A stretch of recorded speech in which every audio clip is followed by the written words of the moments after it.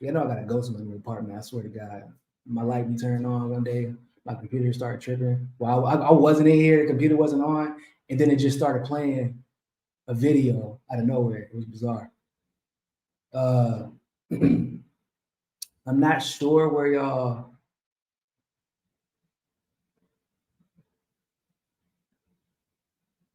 I'm not sure where y'all stopped hearing me, but I'll go ahead and start basically from the beginning. Like I said, it's been a long time since I've been streaming regularly. It's probably been about a long year and a half. I've come on sporadically to do interviews and things like that. I'm going to other people's shows, but I was dealing with a lot of life shit.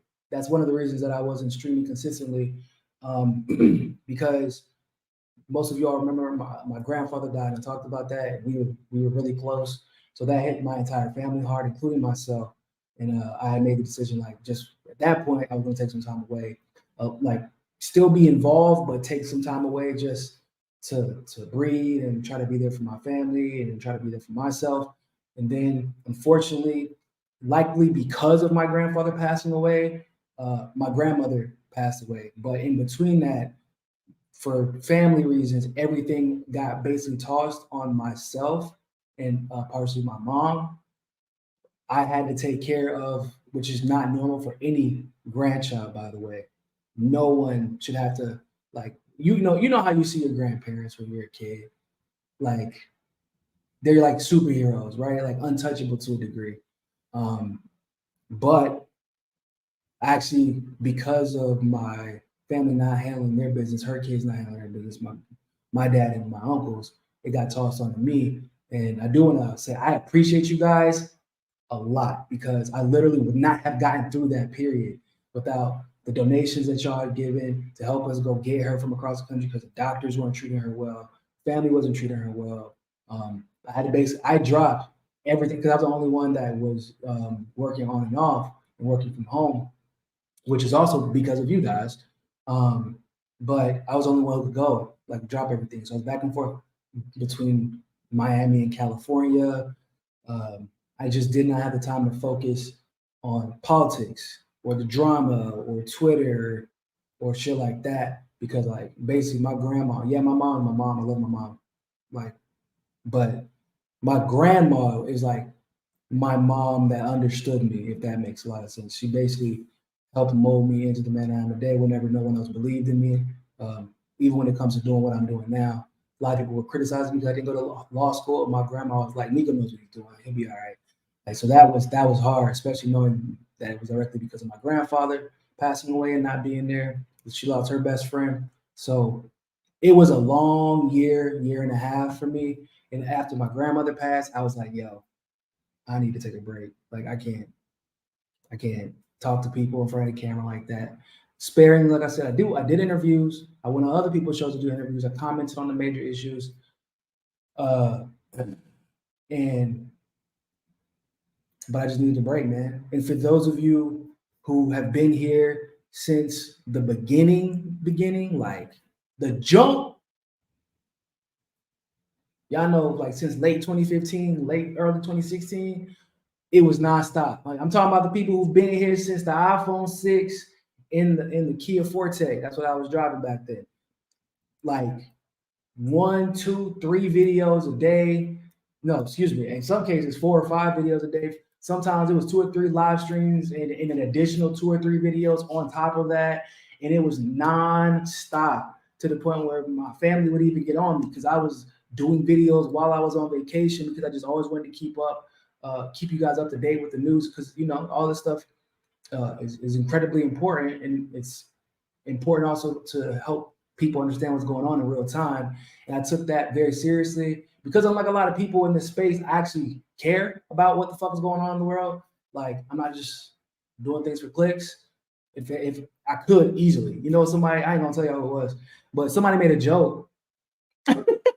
They said, "Niko, man, you should just be a conservative." I was like, "What? Wow." He's like, "Because like there's a lot of dumb conservatives that will fall for anything you say as long as you say you're conservative. You'd be super famous." And I was like, "Yeah, it's crazy." It was a conservative who said this to me because he has a lot of he's like really famous, but he has like a lot of super famous friends who, when they hear me talk, and I'm talking about Biden or even Trump, they're like, man, that dude's really smart, man. But I don't know if I should bring him on my show. Like, is he a leftist or is he like? So it was hilarious, but I don't really, no, I don't give a shit about that stuff. I don't care. Like, don't get me wrong, I want to get the message out. But that brings me to the point of this new show that I'm putting together. The first question that was actually asked when my stream started was, "There's no more Mikasa Sukasa." No, technically, there's no more Mikasa Sukasa. I am in the middle of a rebrand, but I didn't want to wait until it was completely finished before I started streaming again. The Mikasa S Sukasa era is over. I believe that it served its purpose. I had some amazing time, had a great audience. The MCSC network era, although we're all still friends for the most part, we're all still close with some exceptions. We're all still friends and we also support each other. But the goal of the network was to help people grow and get the message out and get the truth out. It was never about money. It was never about, like, a lot of these networks, they bring somebody on just to help them grow. As you all know, for the most part, everybody that I took on, they didn't have any following for the most part, and we helped each other grow. And that was the goal. And obviously, Fiorella is now at RT. We see Pasta doing this damn thing, co-hosting Jimmy Dore's show. Hopefully that'll be a permanent thing. But even still, they're still doing amazing things over at the Convo Couch. Steve still has his show. He goes on frequently with Last American Vagabond. Misty has multiple shows. So, like, that was the goal from the beginning, and the goal was achieved. And I'm very, very pleased at the result of the MCSC network. There was also the reality at the time that I couldn't be as involved as I wanted to be. But then they knew what I was dealing with, they all stepped up individually and kept carrying that torch. And the results have been amazing. And, like, I'm very, very proud of all of them. And so now it's time for me to go on and do the things that I love to do. Keep talking about the things I love to talk about, do the things I love to do, but do them in a way that I feel like I could be more effective, if that makes sense. So, what is the direction now? Before I get into all of the craziness, appreciate you guys showing up. Like this, share this, all that good stuff. The direction that I'm going in, I'm still going to be talking about politics, absolutely, because, like, you can't not talk about politics. I don't give a shit what you do at this point. Literally everything is political. There's no way I could talk about social issues, drama, whatever. It's all political. But in addition to politics, I'm going to be discussing life, interpersonal relationships. And some people who are accustomed to my live streams, there are times where we get into that type of stuff, but we're going to be going more in depth. I definitely want you guys to contribute more to, like, send me videos you want me to cover about people, podcast situations, anything like that.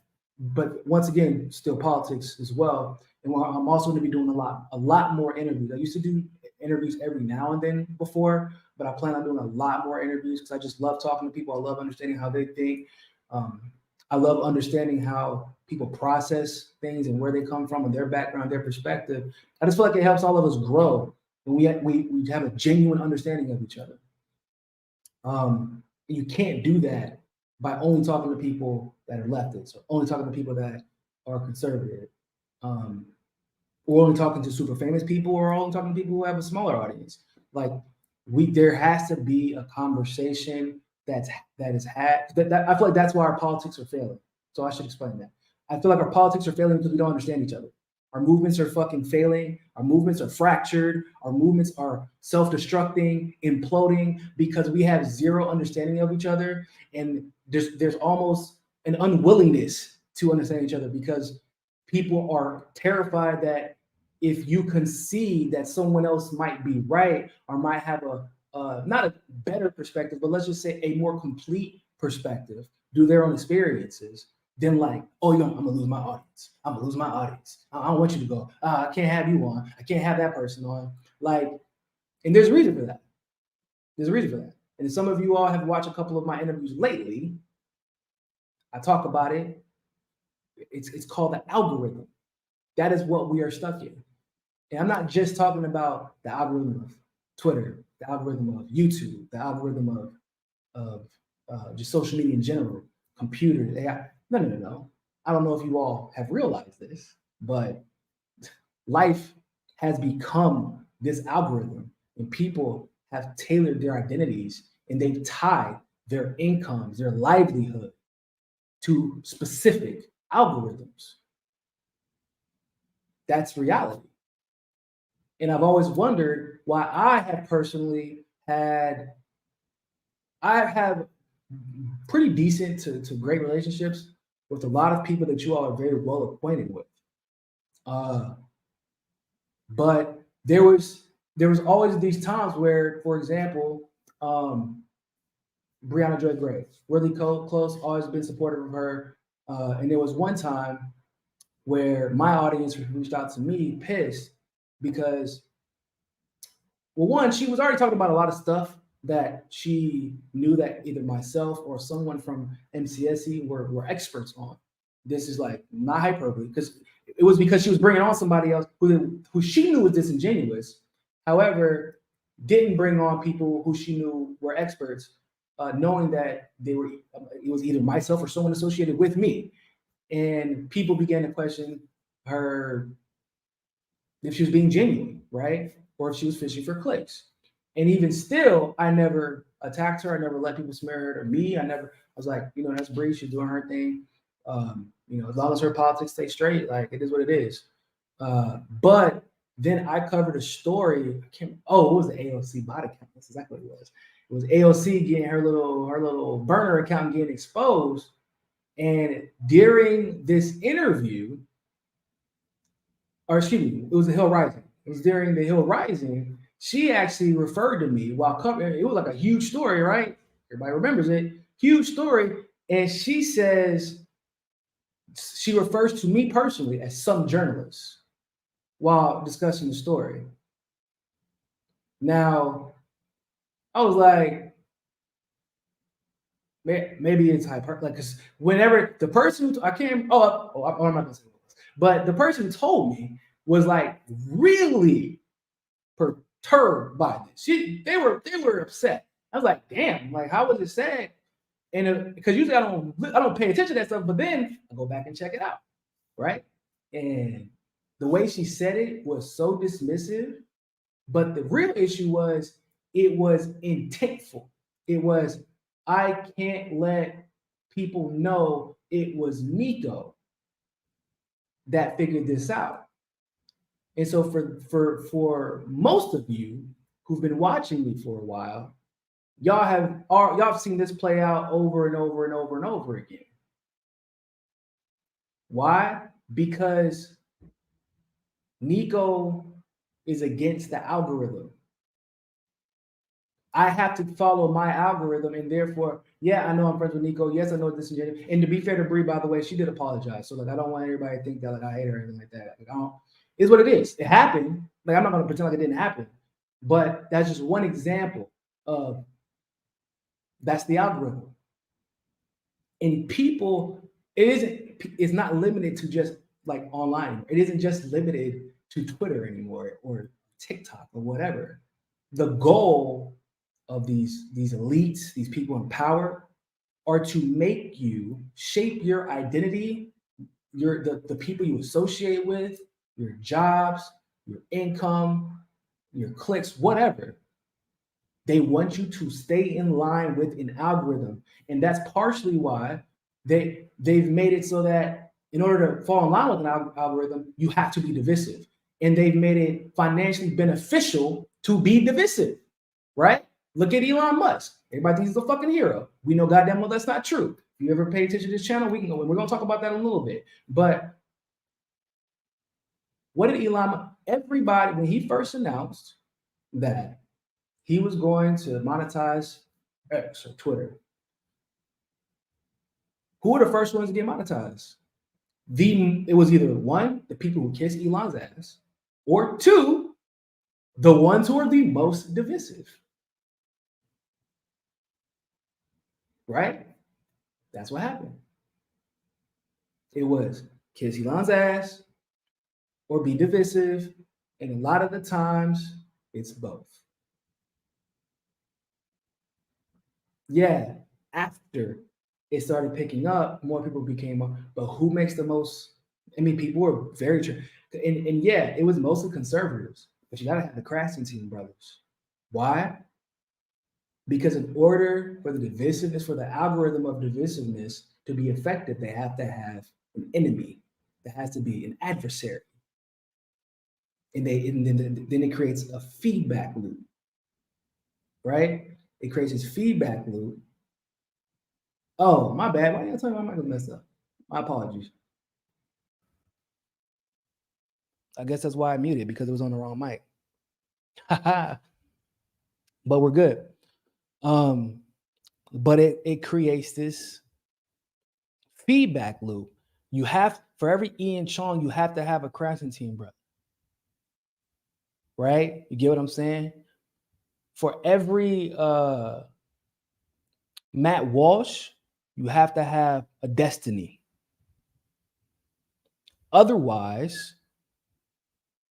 the algorithm isn't as effective.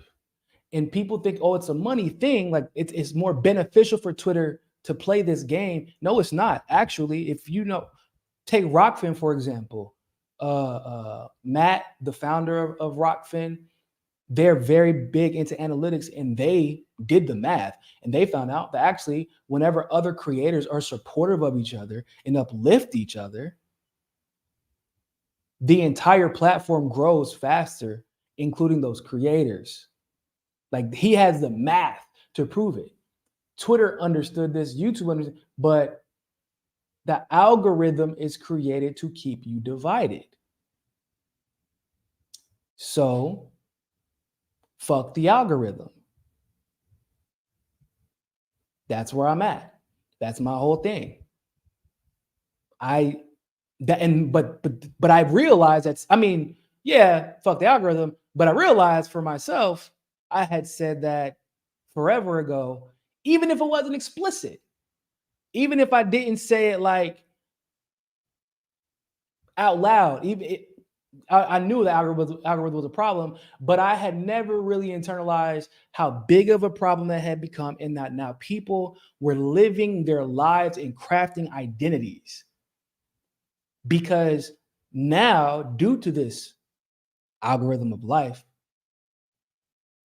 your livelihood actually does depend on whether or not you fall in place neatly with one of those algorithms. That's the reality. And no, I don't call it the fucking Matrix. Because first of all, fucking that Andrew Tate destroyed that word for me, y'all. I ain't gonna cap. It sucks. Because I love the Matrix movie. Y'all know how much I love the Matrix movie. I'll talk about that, y'all. But this man destroyed, because he uses it so that you don't realize that if you've watched the Matrix, you know about the systems of control. They talk about it during the Matrix.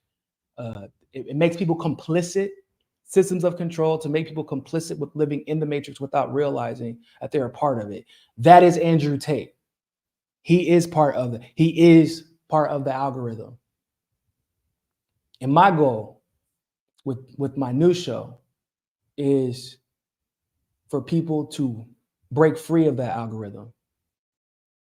You call it woke, we call it whatever you want. Like, I just call it anti-algorithm. I'm break free of that shit. And I'm confident that we can break free of it.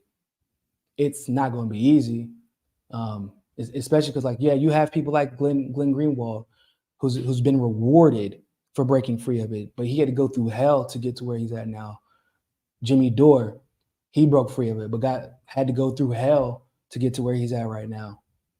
But but they both came from backgrounds where they were part of those algorithms and benefited from it, but then they made the right decision and took off. Obviously, I'm not from those backgrounds. I didn't come from TYT. I didn't come from the Intercept. My family has no money. Like, I didn't come from anything like that. I just have my experiences. I have this microphone, and I have you guys. And I know that there's just a bunch of people out there who are hungry for genuine interaction. Because that's what Mikasa Sukasa has been on a political level. And now it's time to move past that and talk and explain how the fuck we even got here, how people are so easily manipulated, how what we're about to talk about, this Jimmy Dore and Dr. West thing, how it has played out to the degree. That is probably the best example of the algorithm I can talk about at this point. It's so incredibly important, y'all, that people break out of this algorithm mindset, because at the moment it's profitable for tech companies. It's not hurting their profits.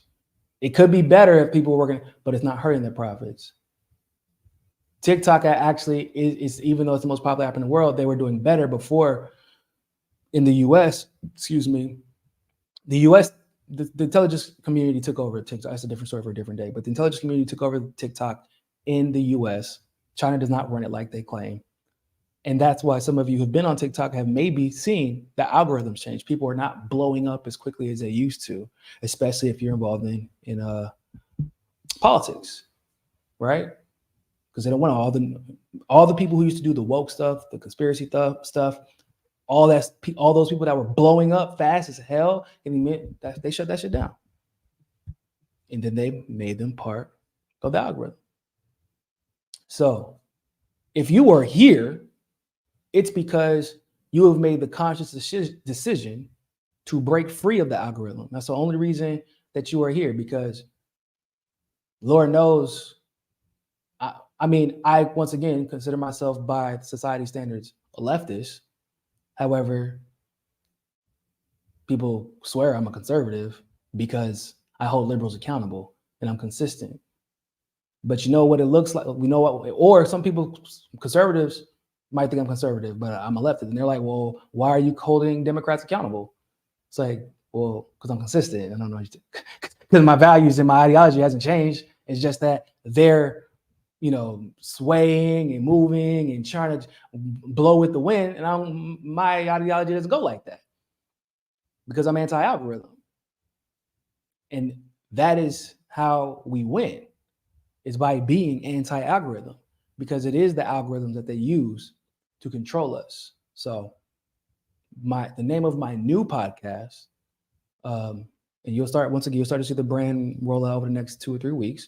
The name of my new podcast is For the People Podcast, because obviously it's a podcast for people. It's for the people. It's not for political affiliation. It's not for political ideology. It's not for cliques. It's not for groups. It's like, if you're here, you want to talk, you want to grow, you want to learn, you want to teach, you want to learn how to teach others, and you give a fuck. You actually care. That's what we talk about. We're going to have different people on. I'm going to be taking recommendations a lot for interviews with different people that normally I wouldn't bring on. Let's say politics, yeah, still going to be a centerpiece, because politics is part of interpersonal relationships. But also we're going to be talking about other social issues, conversations, things like that. Basically, we're going to expose the algorithm for what the fuck it is. And I really, really, really hope that you all stick around for this major transition. As you can see, I'm not in my normal place. I live in Brazil now, right? So I'm still getting my studio together. So my show won't be as advanced as it once was at the moment, but we're working on it. I'm getting there. So with that being said, we got the mics good. Everybody good with that? Everybody can hear me? Y'all can see? We all straight? Cool. We good on Rockfin? Cool. First topic of the day. Whew, this Jimmy Dore, Dr. West, Peter Daou, now Jill done got involved. Lord, baby Jesus, yo. I genuinely, so whenever that whole situation happened, when I was watching that interview, y'all, I'm not gonna lie to you, I was taken aback. Because when Jimmy opened up with that whole, he said, I'm gonna educate you and coach you, or I wanted to educate you and coach you. I knew what Jimmy meant, but I mean, I didn't go to an Ivy League, a private Ivy League school, but I went to a public Ivy League. I've had people be condescending towards me, but they were legitimately being condescending. And it was my spider sense went off. I knew it was not going to go well from there. I just knew it. And it wasn't necessarily Jimmy's fault, because Jimmy was speaking working class, keeping it super simple, speaking how he always speaks for the most part. But I knew that Dr. West was not going to like it. And then it was going to become very contentious from that point on. And it did. And I don't want to rehash too much about everything that was said and what was done, but I want to talk about it from my perspective. I interviewed both of them. And I want you all to understand something, is that I think that I want to say RBN might have interviewed both of them. If they didn't interview both of them, I know they probably would have. But at this juncture, I think I am the only one who sat down and interviewed both of them. I'm the only one, because people may have forgotten, Jimmy has interviewed West several times. Jimmy was friends with Dr. West. They've taken pictures together. They were on the campaign trail together with Bernie, and they've had, bro. So now I'm beyond the politics behind it. I'm like, bro, are these two friends really just about to go at each other like this? And like Garland Nixon said, Garland was like, Jimmy was speaking working class, and Dr. West was speaking Harvardese, and they were both using English words, allegedly, right? They were both speaking the same language, but they couldn't understand each other, and it was frustrating both of them, to the point where Jimmy was disrespectful, and that we talked about that during our interview. And by the way, Jimmy accepted those criticisms. But also, I feel like Dr. West, after the interview, got outside of himself and started feeding in to narratives that were untrue. Now, he didn't do that on my interview. He aired his grievances out and explained why he was upset and why he didn't like the way the interview went down. And I didn't disagree with him for the most part. I did give my perspective, but I didn't disagree with him. I'm like, yeah, he was out of pocket. But I offered my perspective for Jimmy while I was interviewing Dr. West, and I offered my perspective for Dr. West when I was interviewing Jimmy. Because I understand, I understood where they were both coming from. But notice that Tim Black, for example. Now, Tim and Jimmy had beef, and people forget. Now, I'm not going to go into the personal side of it, because I know that too. But they had beef before. So and Dr. West is not aware of this, but so whenever he covers the interview, or whenever he interviews Dr. West, do you think Tim Black is doing that interview to the benefit of the movement, to the benefit of the Green Party, to the benefit of Dr. West's candidacy? Do you think that he cares about any of that when he's conducting that interview? No. Do you think that Dr. West is aware of the beef between Jimmy and Tim? Probably not. He has better things to do. He's been dealing with stuff himself, right? But there's that feedback loop of, you agree with me, Tim? Bet. I'm going to post this, and I like you now because you agree with me. You made me feel good about it. And you didn't really challenge me or anything. You just agreed that, and he fanned the flames. The Vanguard. fucking Mary Kate and Ashley, the damn political Olsen twins. What did they do? Did they, because Jimmy's been on their show before, if I'm not mistaken. And it's not like Jimmy's scared of an interview. He don't run from interviews. They could have invited both Dr. West and Jimmy on. Jordan Sheridan could have invited both Dr. West and Jimmy on. All of them can. All of them could have. I was the only one who did. And there was a camp that was solely dedicated to defending Jimmy without ever acknowledging this, what Dr. West or the people who were defending Dr. West were saying. And there was a camp that was only defending Dr. West and not acknowledging anything Jimmy was saying. How the hell are what? So what's the goal then at that point? What is y'all's goal? What is Tim's goal? What is the Vanguard's goal? What is the fucking goal? Explain it to me, please. Let's just say your side is correct, right? Let's just say your side's right. Okay, now what? Like, let's just say Dr. West and everything he said was 100% right. I'm not even going to go into that part yet, but let's just say everything he said was 100% right without contention, and Jimmy's completely in the wrong. Okay, now what? Because we're gonna act like Jimmy don't got millions of subscribers. We're gonna act like Jimmy isn't selling out. I guarantee you, Jimmy can fill a theater faster than Dr. West could at this juncture. Maybe as the election goes on, maybe it would be the other way around. But Jimmy can tour in the most obscure random cities, and people will drive 2.5 hours to listen to him talk about politics. So we're going to act like that's not important. You're going to ignore that entire section of the population that could be voting for you. And by the way, that would have been voting for you, despite your political missteps, because Jimmy told them to. Conservatives that would have voted for you because Jimmy told them to. Leftists, who probably weren't going to vote at all, are going to vote for you because and I say not going to vote at all, specifically because they have beef with the Green Party, rightfully so. That's a different conversation for a different day. But Jimmy said, get involved for Dr. West, and they were going to do it because Jimmy told them to. So what are we going to do? So let's just say Dr. West is right. Y'all are all right. Y'all are all correct. Now just ignore Jimmy's. That doesn't make, what did you just achieve? A pat on the fucking back and a boost in the algorithm.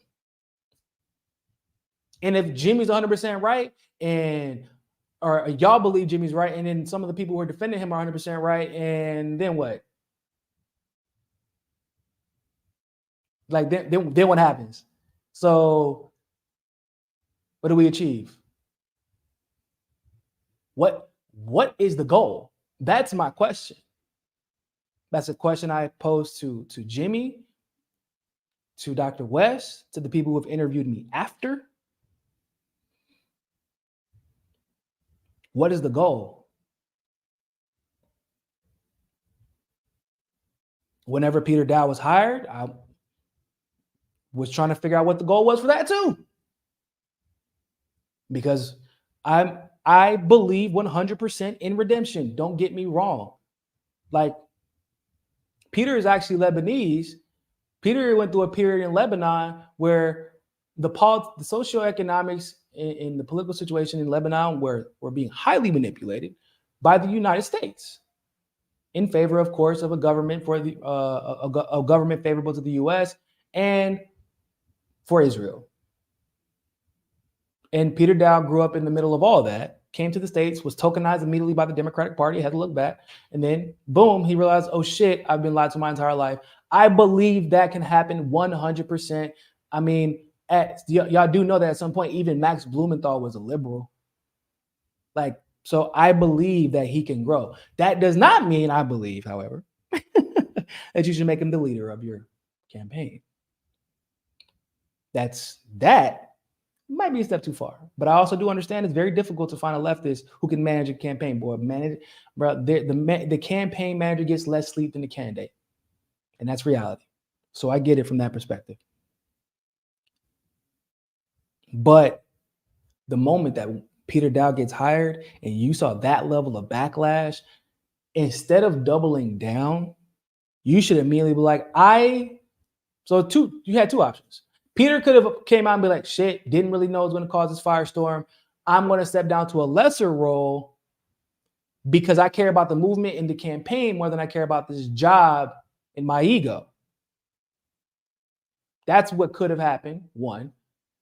Two, there could have been a conversation where Peter immediately says, I understand exactly why everyone's upset. This is not a reflection of Dr. West. This is something that so I'm willing to go on every single show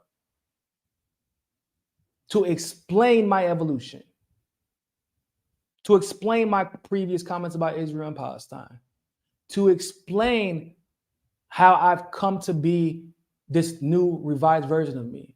And if you accept that, you do. If you don't, I tried, but I'm not going to run away from that. But please understand that Dr. West is giving me an opportunity to show you all that I'm better. But he pivoted, of course, and was like, oh, I'm just going to pretend like we didn't get this backlash. No, you can't pretend like that shit didn't happen, bro. Like we remember Peter Douche. We remember who he used to be. We remember. I got into my back and forths with Peter back in the day.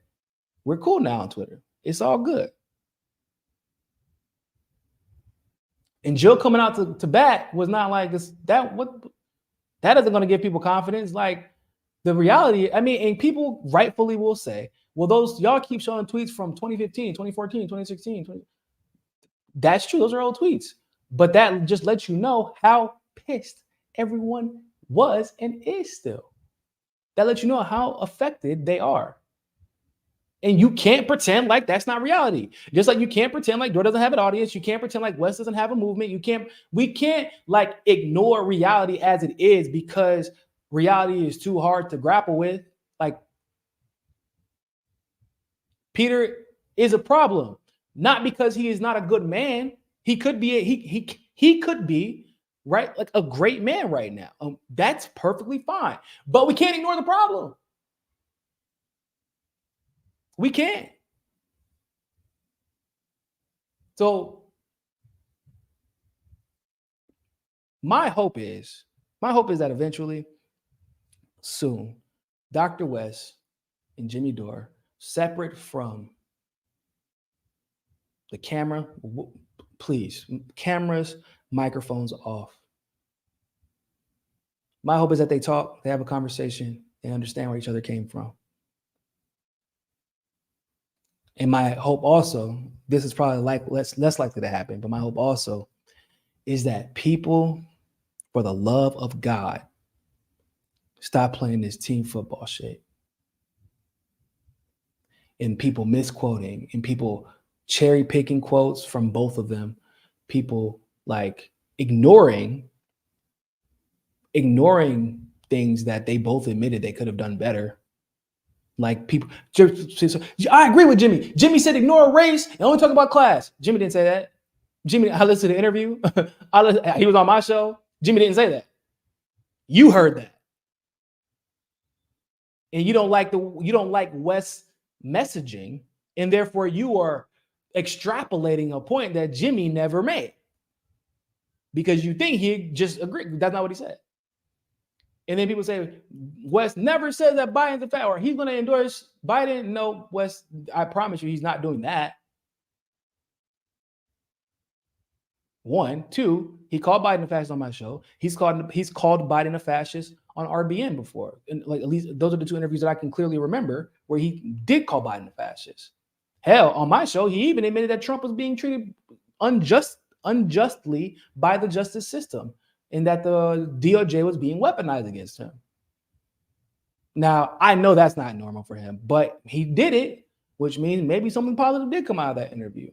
And he did understand the moment that we're in right now and how important it is to understand these concepts separate, like remove the names, remove the titles from the party, remove both of those things. Is this right and is this wrong? And in that particular case, he did get it right. So like people are like, I don't want to say they're lying on purpose, but they are still lying on accident, saying things that each other said. And like, no. The truth is, on Dr. West's behalf, Dr. West has a response. If you're going to run for president, now somebody said, my friend Chuck Modi on Twitter, good guy, great guy, covers politics, covers sports as well. Go check him out. He's on Twitter. He commented under my video that I posted today, one of the clips from the interview, and he said, Dr. West doesn't care if the message lands. Dr. West is going to talk about reparations. Only 18% of the country cares or supports it, and he doesn't care if it lands, basically insinuating that he just wants to get the message out. And what I said was, okay, that's a fair argument to make, I guess. But at that point, you need to make it clear that you are not trying to be the president of the United States. You are not trying to garner the most votes. You're not really running a presidential campaign. You're running an activism campaign. I'm not saying there's anything wrong with that. That's fine. But by all indication, Dr. West has made it pretty clear that he intends to try to get on the debate stage, that he intends to try and become one of the most successful Green Party candidates. And if anything else, he made it clear that he wants to win the most votes and have a chance to actually affect the outcome, because he left the Moving for the People's Party because they don't have any ballot access, at least none that I know of. I could be wrong, but they don't have any that I know of. And at the bare minimum, it is not more ballot access than the Green Party. He left a party that was not viable for the presidency at all and went to one that, in theory, could be. Right? I feel like I'm in the ballpark. So when Chuck said that, I'm like, that's fine. Shit. Like, if that's your argument, if that's genuinely what he believes, that's fine. If that was his, but you got to be clear about that intention, because maybe if you were, you and Jimmy aren't even having that argument. You get what I'm saying? So Jimmy is having a conversation based off of the idea that you're trying to get the most votes. I'm having a conversation based on the same idea. And if we're both wrong, then that needs to be clearly stated. I'm running a campaign as an activist, trying to raise specific awareness about very specific issues. And if that's the conversation you want to have, who am I to step? Hey, not only would I step, okay, I support you, cool. But by all indications, Dr. West is trying to garner the most votes. And I said this yesterday. I was on Midwestern Marxist channel. I said it jokingly, but it also is true. I said that I said actually a little bit during the Jimmy interview. I basically explained at one of Jill Stein's campaign rallies somewhere in the Midwest. I wish I could remember, but I can't at the moment. The majority, I would say about 90% of the crowd was white. About 90% of the crowd. Leftist crowd, probably, but different they don't have New York problems, they don't have California problems, but they're still like a leftist leaning crowd, leftist independent, obviously, they're mostly Green Party. If you go into this particular crowd of white people who are family, their family is white, their friends are white, basically everybody they know and talk to or associate with within a level of depth is white, and you go in there and the first thing you start talking about is white supremacy and how that is the biggest problem that they have to deal with. You know, a lot of motherfuckers are gonna know, they're gonna look at you like, what the fuck? What are you talking about? And it is not because they are racist. It is because, but I'm gonna be a white supremacist against other white people. Hold on, I'm confused. How's that the biggest problem? Because if I'm a white person that's basically only around white people, how can I possibly exercise some type of systemic pressure or bias against a black person that I am not around? How could that possibly galvanize me to vote for some? Because now I'm like, I mean, it's just logic. If you're a white person who, and that's the, you ever been to Idaho? You ever been to fucking Nebraska? Nebraska had like these many black people and mostly white people. And the black people in Nebraska are not all that politically active. So you, in any situation, YouTube, comedy, movies, radio, you got to know your audience. You got to put your hubris to the side and communicate your message in a way that resonates with the audience in front of you. You don't demand that the audience respond in the way you want them to the message that you already chose before you got up there. Right? I mean, I feel like this is just common sense.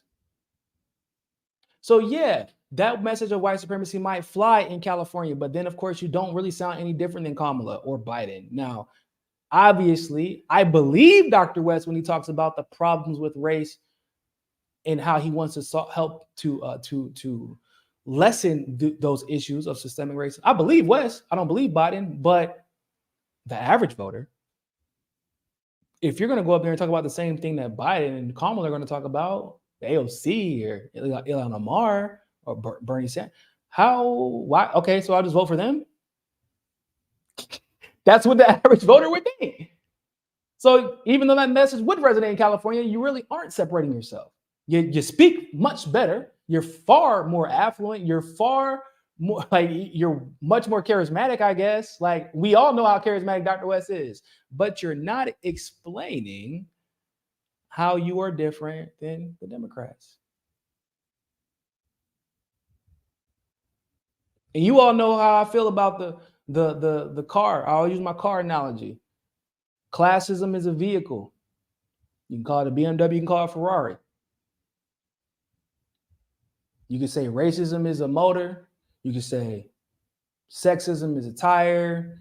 You can say labor movement is the ultimate, whatever. But it don't matter how pretty that damn car is. If your engine breaks, you're not going nowhere. If your tire's flat, you're not going nowhere. If your alternator is fucked up, you're not going anywhere. So no, you cannot ignore these problems. No, you can't. Like Jim Crow Joe is still in power, and we are feeling the effect. Like literally to this day, we're still feeling the effects of the '94 crime bill. Republicans, you cannot call him Jim Crow Joe. He's sitting in the presidency right now, and then you be like, "Oh, racism isn't a problem. Systemic racism isn't a thing." He's in power right now. What do you mean? You still calling him Jim Crow Joe? Jim Crow Joe wasn't his nickname in high school. That's who he is. However, when you go and talk to whoever you're going to talk to, whatever audience that is, your message has to resonate with them personally.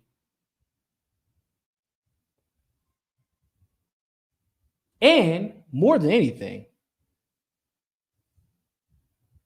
you have to fight for something.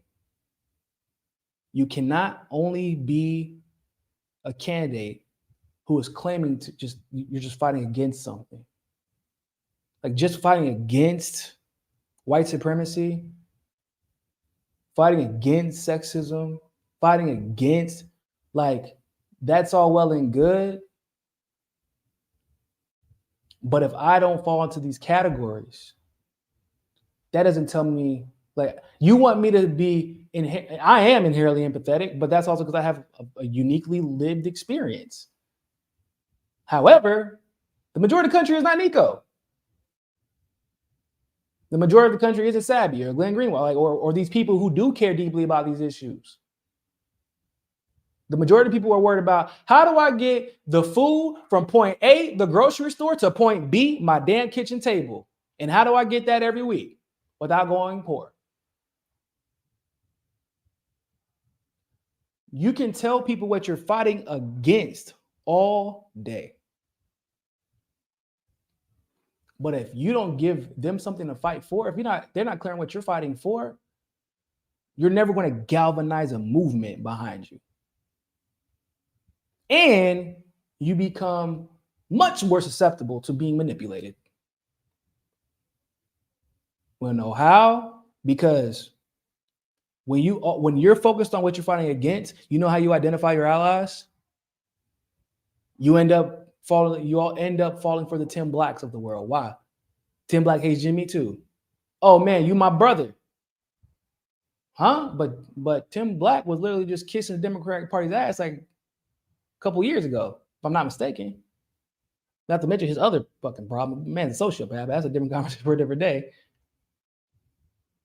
So because he hates Jimmy and he called Jimmy a racist, and you kind of think Jimmy's racist, now that's your ally. Why? Because you're associating with Tim Black based off of what you're fighting against. And all he had to tell you is, yep, I'm against that too. But you don't even have any idea what Tim Black is fighting for.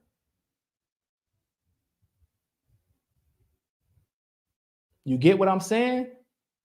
Because you can call Tucker Carlson a white supremacist. He's not Brother Tucker.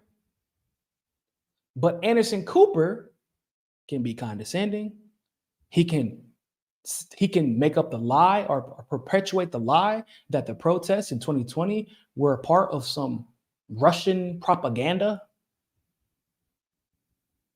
Remember that? Do y'all remember that? Yeah, that happened. I didn't forget. CNN, MSNBC, Anderson Cooper, Joanne. Oh, we heard news that it might be Russian propaganda, but that's Brother Cooper. That's Brother Anderson. He's doing such a great job. Why? Oh, because he says he's against racism? Because he calls Trump a racist too? Because he's against Trump also? So now that's an ally? A man who has been a movement killer, directly or indirectly? How was he an ally? Oh, because he says he's against the same thing I am. Well, then that would lead the average person to question, okay, then Dr. West, man who I greatly respect. I have a profound respect for Dr. West. But I'm just telling you what the average person is going. Okay, then what are you fighting for? What are you for then? What do you stand for? Because you know how I can criticize Tucker when he's wrong and yet give him credit when he is right on an issue? Because I know what I stand for. No, I will not let you slander people who are protesting. But if you want to criticize BLM, the 501c4, absolutely, go right the fuck ahead. Fuck them stealing money from the people on the ground. Fuck them profiting off of dead men killed by police. Fuck them buying house on houses on houses and using the lives of dead men and women who were killed by police as the foundation they built those houses on. Criticize that 501c4 all you want, but don't criticize the local organizations because they're just trying their hardest to see justice served. You know how I can do that? Because I know what I'm fighting for. That's how I can criticize Tucker when he is wrongfully demagoguing and fear-mongering. However, whenever Tucker gets it right on Ukraine, I will give him credit and have. Whenever Tucker has on Ice Cube, when all the white networks, they only brought him on to attack him. People don't like Ice Cube's been dealing with a whole bunch of shit. The NBA said they wouldn't interfere with the Big Three league, an all-black ran league. Guess what they've been doing? They've been deliberately interfering because it was getting too big and it was becoming competition. Ice Cube has been attacked by all sides, from all sides, and yet Tucker Carlson had him on. Whenever Ice Cube said, I want to go on a podcast tour, Tucker Carlson had on that black man that was being pushed away by those neoliberals. How can I support that but still know that Tucker has been in the wrong before? Because I know what I'm fighting for. I know what I am for, not solely what I am against. You get what I'm saying? And when you know what you're fighting for, your adversaries, you'll know who your adversaries are. Because they'll attack you for no reason. The best example I can think of is Jackson Hinkle. A lot of people thought that they knew what he was fighting for. Whenever we were all doing the what was it? The thing that Jimmy started for Medicare for All. I can't remember. Some of y'all, when y'all write in the comments, like I said, I know it's been a while. But the thing where we all were demanding that the squad actually, force the vote. Force the vote. Thank you. I remember. Force the vote. Y'all remember? Everybody, I was very supportive of Jackson. I made sure my team was supportive of him. I was the one who texted and called Jimmy to make sure that he knew that Jackson was largely responsible for the protests that took place in favor of force the vote that Jimmy had started, to make sure that Jackson got the proper credit. Because people weren't giving him credit. Right? I interviewed Jackson on my channel before to lead up. I spent my own money to go to DC to support that. So did my team. And as Jackson started to become a little bit more popular, he knew, oh shit, Niko isn't fighting against anything. The Convo Couch isn't fighting against anything.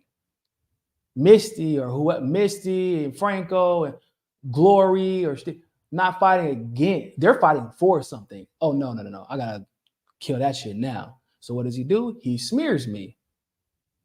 Because he knew what was coming next. He was going to create this fake, false personality. He smeared me he literally called me a Nazi, if y'all recall. And I made it very clear that if he mentioned my name on camera, especially to call me a Nazi again, I would smack the shit out of him next time I see him. And that offer still stands. That has not changed. But he had to smear me because he knew that I stood for something. And everything that was coming next from him was about to be created, fabricated. It was going to be a persona. And if we chose to, and we chose to call him out right then and there, which I wasn't even paying that much attention. I didn't care that much about the kid. But he began attacking me for being a Nazi because I have conservative friends. And what is the first thing he do? He went and started a podcast with a conservative. The reason why, because he knew I was fighting for something. That I wasn't merely on board with just fighting against something. You get what I'm saying? There's a difference. That's how I know who my allies are. That's how I know who my adversary, not people I disagree with. There's a difference between having people you disagree with and having adversaries. Dr. West has to understand Anderson Cooper is an adversary. If Anderson Cooper has him on, obviously it was to undermine him. Y'all watched the interview. Now, if Tucker Carlson had him on, I would be willing to bet that Tucker Carlson would let him get his message out. He would question him, obviously. If he says something that if Dr. West said something that Tucker disagreed with, he would challenge him on it, which is his right to do as a journalist. But given that Tucker Carlson just endorsed Anya Priyampal, Max Blumenthal's wife, her book calling out on the United States corporate takeover and corruption in Venezuela, who do you think is more likely to give Dr. West a fair interview? And therefore, how would you define? So is Tucker a person you disagree with, or is he an adversary? And is Anderson Cooper a person you disagree with or an adversary? And in my opinion, Cooper is the adversary. Tucker is the person I disagree with. Sometimes, often. Hasn't been much often lately. He's been exposing elites. Now, I will say I disagree with that shit that he said the left is a bunch of great organizers, because that's a goddamn lie. I think y'all know. So I would just challenge Dr. West. I already talked to Jimmy, and I appreciate Jimmy said he accepted my criticism that he could have blind spots. You have to put your hubris to the side to be able to do that, bro. You really do. It is not easy. Like, I remember one time I put a Facebook post, it's a long time ago. I put a Facebook post up saying like, yo, men, I hope y'all know like 98, 99% of y'all have sexually assaulted a woman, even if it was when you were a kid, and you probably just don't realize it because of your perception, in your mind, it wasn't sexual assault. Bro, all the dudes who probably were the first ones, the most likely candidate. What? That's bullshit. No, bro, I've never seen so many random people comment on a post in my life, and it was all dudes. Why? Because nobody wants to admit they have blind spots. We all have blind spots, bro. It's not because Jimmy is white that he has blind spots. It's because he's a human. His experiences just play a part in his blind spots. Just like me. Just like Dr. West. Dr. West has blind spots too. Or else we wouldn't be having this conversation about Brother Anderson Cooper, right? Obviously.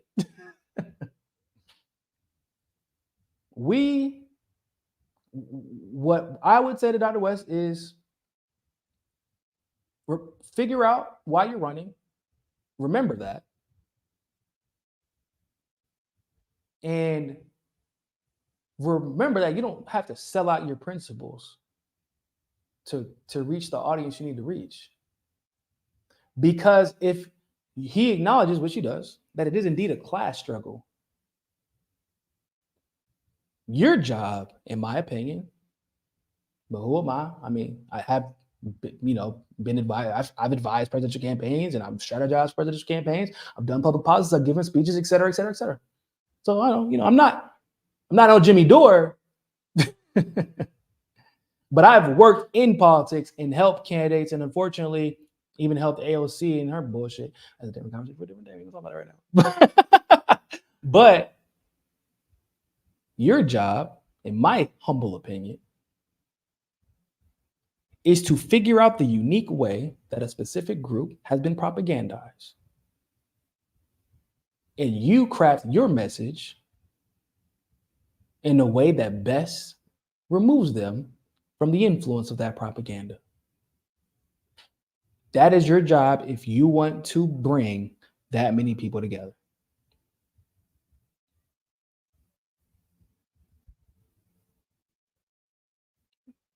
By the way, for the comment that said Franco started attacking Jackson with incorrect claims about COVID, that is actually not true. What actually happened was Jackson had attacked Franco and Gloria and myself first.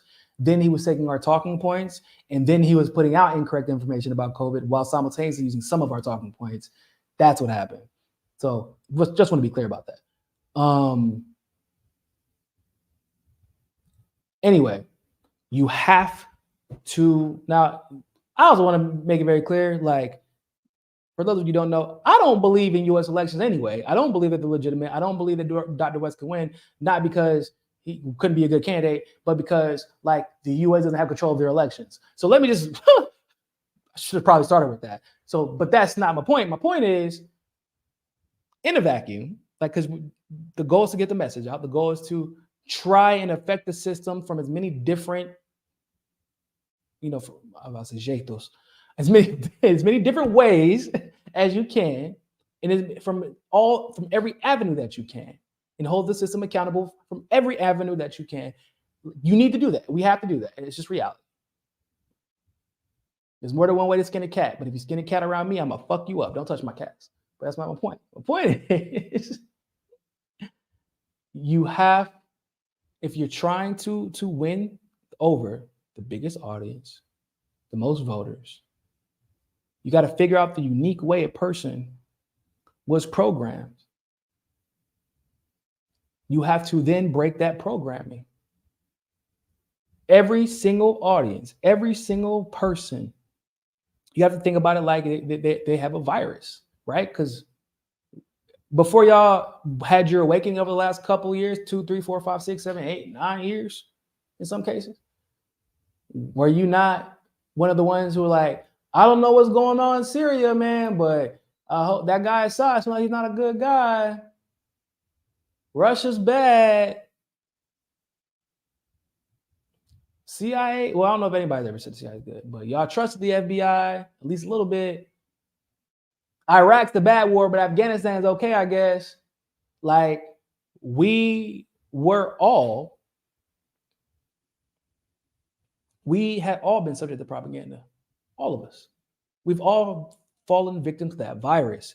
Your job as a candidate, if you want to be successful, you can either pander, which, once again, in Dr. West's case, it's not going to work because you're not going to have a message different than the Democrats, and you're trying to differentiate yourself from the Democrats. You can tell the truth, but you have to. That is why you hire advisors. That's why you hire speechwriters. That's why you hire PR people. That's why you hire communication directors. Your job is to pull people out of the algorithm. And when you do that, they will never forget you. They will always stay loyal to you. They will follow you after this campaign. They will follow you into your next project. You get what I'm saying? They will never question your intentions. They'll acknowledge it as a mess up and then move on. Because that's, if you want to be honest, why do you think Jimmy has so many loyal followers? Jimmy knew and acknowledged how he had been propagandized. He does it regularly, and he explains how he broke out of it, and he communicates with others in a way that helps them do the same. And you cannot ignore that reality that happened. Instead of ignoring it, learn from it. You got to put your pride to the side and learn from it. But that's only if the goal is to win or win the most votes. Obviously, winning is, I guess we can define winning in several different ways, but that's the goal. I want to talk about this Libya story next, if y'all don't mind. Like this video, share this video. Appreciate you guys. Before I talk about story, I do want to answer something. So for those of you who don't know, if you want to offer me a super chat, if you will, you got to tip me on Rockfin. The link is already in the description. Y'all know I'm not monetized on YouTube, guys. I know it's been like 2 years, 3 years, I think, actually. I ain't been monetized on YouTube in some time now. But I'm gonna try to get to some of these questions on YouTube and on Rockfin soon. But if you want to send me a super chat, that's what you have to do it. I do still have a Patreon. You can support me there. It's in the Linktree link. Let's see. Eek the Cat said he unsubscribed. Hey, peace. More power to you. What made you move to Brazil? Oh, that's a loaded question. I love Brazil. America's crazy right now. Brazil is a primarily African country. Actually, a lot of people don't know that. There's more Africans in Brazil than every other country in the world except for Nigeria. So, because one, I'm clearly black. Actually, most people here think I'm Brazilian. And two, actually, my second major in college was Portuguese, Brazilian Portuguese. So it would be easy for me to learn. And three, because I just feel like at peace, like the vibe here is just my vibe. Yeah, decided to move to Brazil, man. It was dope. And at the time, he didn't need a visa, but that's a whole different conversation because now you all of a sudden need a visa and it's a little bit more complicated, but it's getting squared away. So yeah, I love Brazil though. It's amazing. If you get a chance to visit, I strongly recommend it. Amazing people here. There is the language, there's somewhat of a language barrier if you're not in Copacabana or Ipanema, because, bro, like a lot of Americans were not coming here for a long time. Then all of a sudden, a whole bunch of them started coming because of the change in policies. Americans didn't need visas anymore. So you have people who speak a little bit of English in Copacabana, a lot of Spanish speakers, but even still, they're like more than willing to help, more than willing to try to communicate. They use their phone translator and all that good stuff. And it's just been dope. It's been dope. Love it here. Racism is a symptom of capitalism. Absolutely, 100%. Yeah, like people literally make the excuse all the time. They say, you can't focus on classism. I'm like, why? Or you can't talk about racism. I'm like, why? Because you have to focus on classism. Racism is the only thing because they're distracting you from classism. Oh, so you're trying to tell me that they use racism in order to divide the class? So don't you think that people should be aware of that? Otherwise, how are you going to unite the class? Like, they use racism, right? The form of that use came in policy. Like they use racist policies to divide class, right? People should know about that. I think, right? People should know about the fact that redlining is still a thing, right?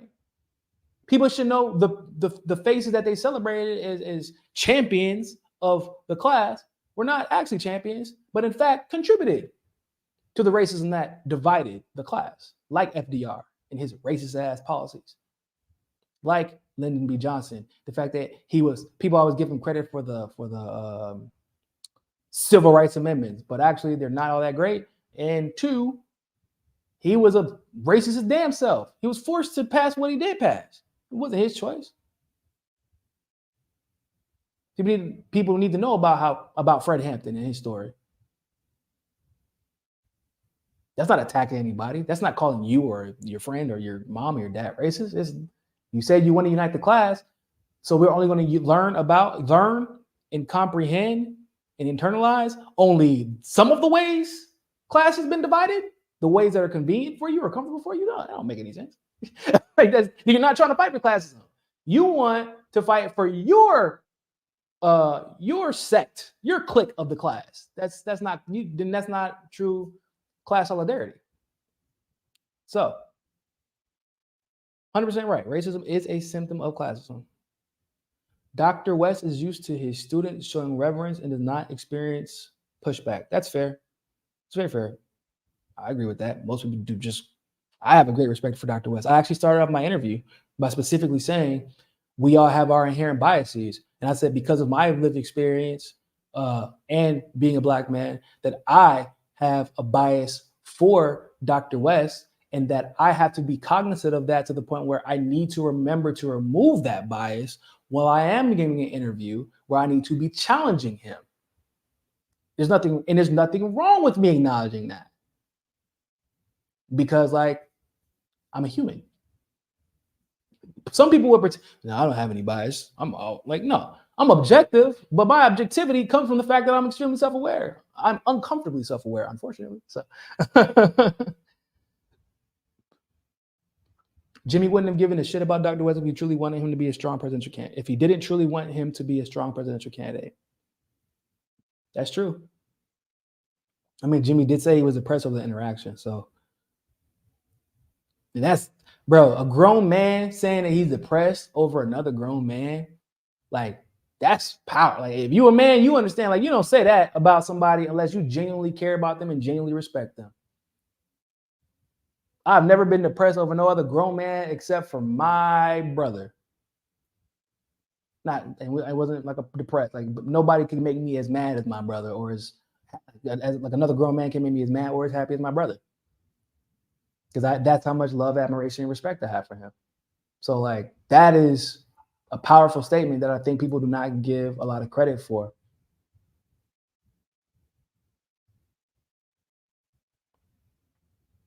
Yep, Tim Black is a con. You're absolutely right.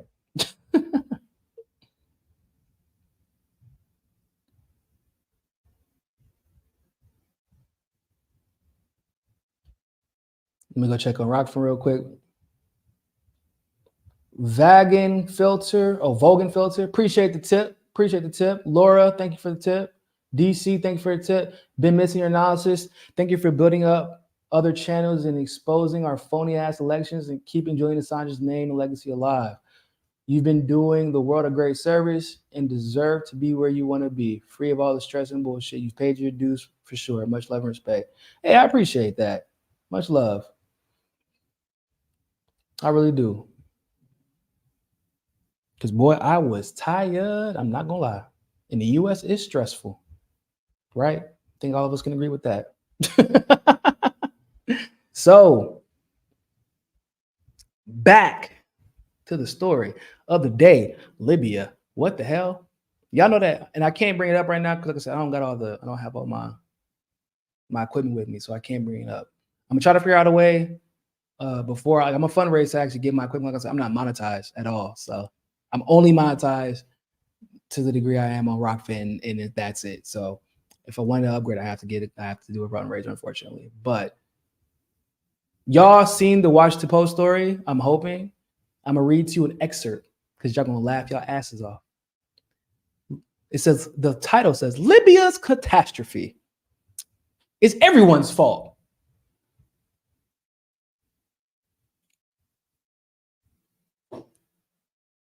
That's crazy because I didn't know that everyone was actually spelled NATO because it sounds like a much longer word. And when I like seen it written down, it was spelled NATO.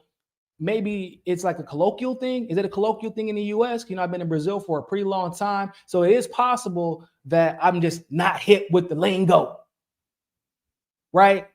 Because what the fuck? Oh, but it gets better.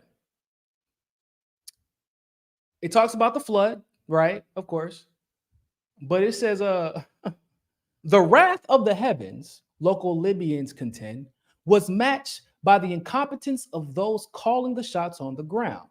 Oil-rich Libya, beset by crises for more than a decade since a pro-democracy uprising precipitated the violent overthrow and killing of a long-ruling dictator, Muammar Gaddafi.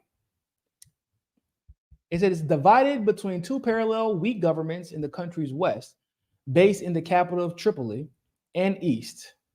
The volatility of recent years meant the country's separate regimes and their feckless officials have left critical infrastructure in a state of neglect. The motherfucking audacity. Excuse my language. I know some of y'all kids listening, but bro,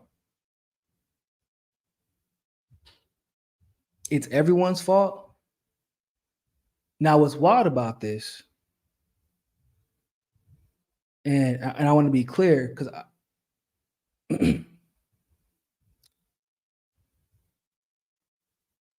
it says how I want to be honest. It says, but Libya's unstable status quo is also the result of intervention of outside actors that began with NATO-led intervention in 2011, where Western governments invoked the need to protect civilians. See, you thought I was gonna give them some credit. You thought like, oh, okay, it's all right. No, they just wanted to set up for another lie. That's what they do. Anyway, it says where Western governments invoke the need to protect civilians from the Gaddafi regime to embark upon a bombing campaign that steadily moved the needle of the conflict in favor of the coalition of rebel groups.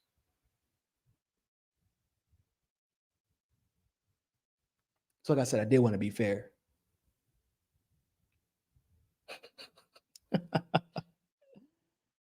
We're going to tell the decision again. We're going to tell the decision. We're going to tell the story again, people. That's bullshit. Everything that is currently happening in Libya is the fault of the United States and France and NATO. It is their fault. Holistically. I don't know if you all remember, but in 2009, Gaddafi, who was at the time the president of the African Union, that some people don't even know exists, but yes, there is and was an African Union. He was the president of the African Union. He came with a brilliant idea to create the gold dinar that would be backed with both oil and gold, and that all African countries would only purchase oil in the gold dinar. Via Hillary Clinton's emails that were leaked via WikiLeaks, we learned that Hillary and NATO figured out about this a long time in advance. So obviously a couple years before 2011, but it was like maybe a few months after that, basically. They actually held an emergency meeting at the United Nations. That's where, of course, where the US was like, hey guys, We got to bomb the hell out of them. That's how we got to protect the people, is by bombing them to death. Because, that's U.S. logic, right? Okay. Now, let the record show the same actors as you would think were in support of it. U.S., France, Germany, etc. Guess who was against it? Brazil, Russia, China, India. The country that we now would call BRICS. Probably not a coincidence, right? Russia was very clear. They knew exactly what, and Russia spoke out and said exactly the reason why the U.S. wanted to go in there and why NATO wanted to go in there.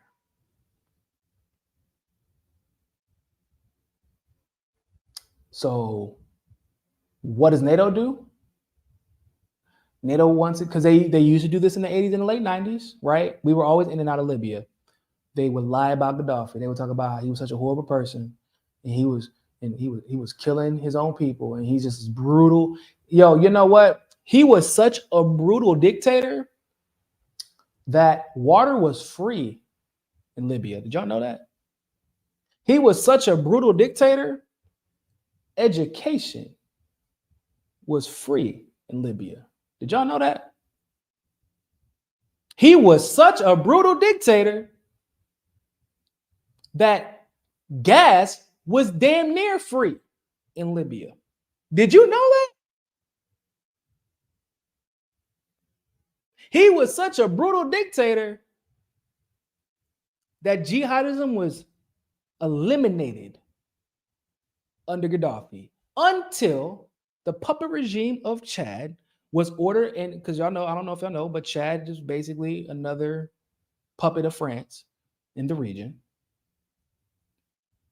They sent rebels from Chad, because Chad borders borders Libya, and because I feel like y'all already know how the story is going to go, because y'all know how Syria is going and went. But it's the same old song. It's the same old song. For those of you who listen to Weekend, same old song, absolutely. Sends the rebels over. Of course, Gaddafi has to protect his people. The rebels are literally killing people. Once Gaddafi is forced to defend his people, they say Gaddafi is doing what? Attacking himself. Or attacking his own people. But no, effectively attacking himself. Because he had unanimous support for his people. He had unanimous support across Africa. And once again, I feel like it needs to be repeated. He was the president of the African Union. Could you imagine?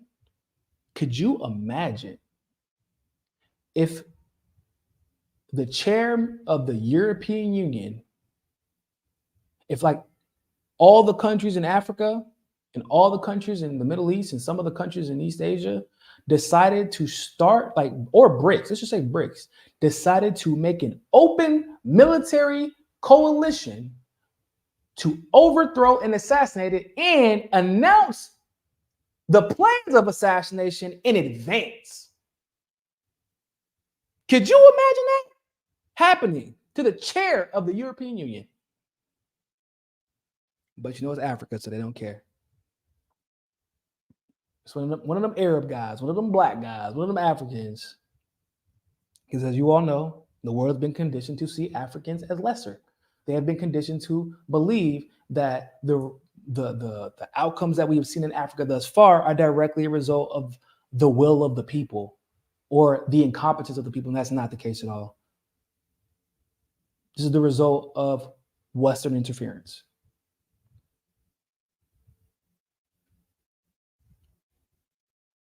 They kill Gaddafi, all of a sudden jihadism runs rampant. Surprise, surprise. Infrastructure is obliterated. Surprise, surprise. Gold is stolen, which not a surprise. And then open market slavery, literally, comes back to Africa as a result of these policies. What did Hillary Clinton say, that famous line? We came, we saw, he died. That's what happened. Gaddafi was doing something that many people thought couldn't be done. He was bringing all of the Africa like all of Africa, and some of the Arab countries together, and united them in spirit, but also economically against the West. He was about to lead a coalition that would have been unstoppable. And they bombed, bro. You know what? They bombed Libya nonstop for 8 months. And they claimed it was a humanitarian emergency. How the you kill people for 8 months to save them from Gaddafi? That's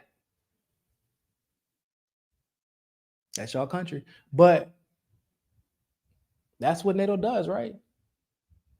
And despite the fact that they said they went in there because it was a humanitarian crisis, what has NATO done since to reconcile that unstable situation? Not a goddamn thing, because the goal was never to save a soul. The goal was to destabilize. People say, "Oh, look at the failed." They say, "Look at the failed strategy of the failed mission in Libya." How has it failed? The mission was successful. It was just destabilize Libya. And that's like, think about it, bro. France and NATO and the US have worked very hard to install dictators, right? In a lot of countries in Africa to stabilize in such a way that they could take advantage of the economy and take advantage of the resources and pillage everything they could. But Libya has such a history that it's kind of like, almost like, I guess, a Haiti of Africa. They managed to stave off Western imperialism all the way up until Gaddafi's death. And if they were united in any way, you gotta split them down the middle and keep them destabilized. Because if they reunited in any way, it's over for that ass. There will be another Gaddafi, and they know that. If there's any stability economically, there will be another Gaddafi. And they will act in advance, and they will unite the African continent. They're fully aware of that.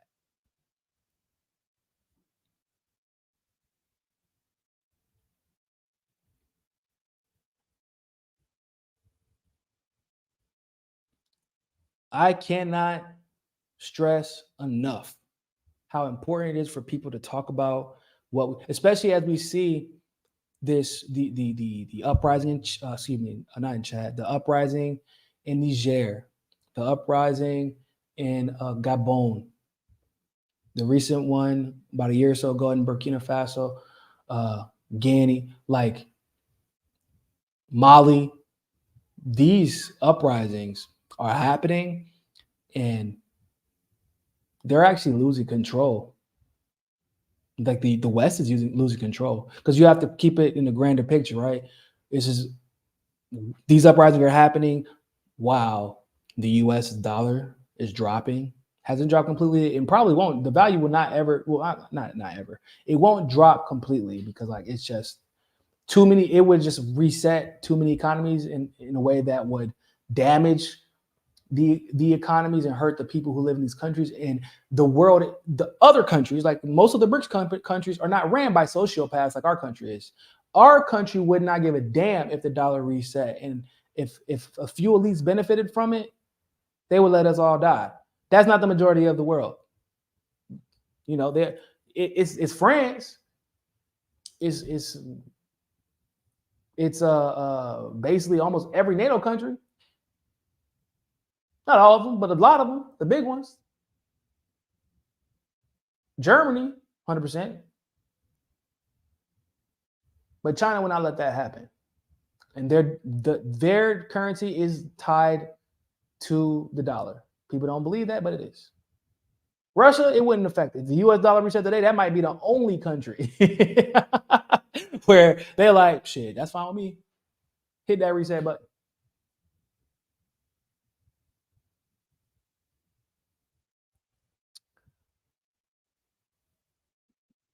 I really hope that people go and tell that story of Libya.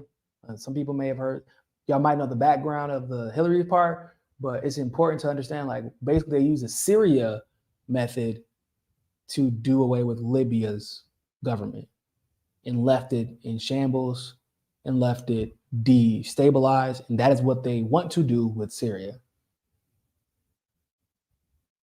I wish Assad could live forever, honestly, because he's doing a damn good job staving off the U.S. But I do believe that the success of Assad, right, like the unity behind him, the unity behind Maduro in Venezuela, in countries like that, that is directly a result of what they saw happen to Gaddafi. And many countries and many leaders, the people of those countries and those leaders were like, never again. They have no problem calling up Russia. Hey, send the boys. So with that being said, if I'm not mistaken, Sabby is about to have Peter Daou on, right, guys? So go check out Sabby's show, because I'm going to be checking it out. And I'm going to try to talk about it, if not tomorrow, probably Monday. If I don't talk about it tomorrow, it'll be on Monday. Because, he got stuff to answer for. And I hope that, I hope he got the answers, because them hyenas, them YouTube hyenas, them wolves, they like, that Israel question, they waiting for it. And you better have an answer, dog. You better have an answer. Once again, I believe in redemption. I truly do. I do believe in redemption. But your redemption has to come with some learned lessons. And the two questions that need to be answered are that Israel question, but also if you understand what progressivism is now, and you understand how Hillary was not truly progressive due to her policies and her flip-flopping, et cetera, and how the hell you fall for Marianne Williamson, right? Because now I don't even think you're just I don't think you're a bad guy. I don't think that you're like, I don't think you have malintent. But now I just think you don't understand politics, which then, of course, brings us back to the question of Dr. West. Because you endorsed Biden. And you really haven't given us a reason as to why, other than, oh, Trump's bad. That's not a reason to endorse Biden or brag about voting for him. So now I got two people with not good political instincts, but bad political instincts. And now they're working, well, one's working for the other. And it doesn't make me confident. And I'm gonna leave y'all with this. You wanna save the campaign, make Jill the running mate. Make Jill Stein the running mate. That's how you save the campaign. She'll figure it out. That's how you win. For real. That is how you win. Bring Jill Stein back into the fold. Let her, because we trust Jill. We don't have a reason to trust Peter. Doesn't mean you don't like him. Just don't have a reason to trust him. Cornel West has kind of been like, you endorsed Biden, even though we know you endorsed Bernie, but you were friends with Tulsi, and you were friends with Nina, but you endorsed Biden boldly, and you still have this idea that he is somehow less racist brother Biden and Trump is a neo-fascist. Like, no, that is not. I'm telling you, as a black man, that shit don't math. The math ain't mathing arithmetically speaking, because I know the policies. Any black person who knows the policies is going to tell you the same thing. I don't have to have this policy discussion with Jill. The world, whoever has supported Jill in the past, knows that. If you bring on Jill, now people are like, okay, if Daou becomes a problem, we know that Jill's going to take care of it, or Jill won't be affected by it. And if Cornel West slips up, Jill knows how to talk to an audience that Cornel may not be able to reach. Right? I think that that's the best solution. So let's see how that goes. But let's go check out this Savvy screen, man. Appreciate y'all stopping by. And always remember, it's still more important than anything else. Find your balance. Peace.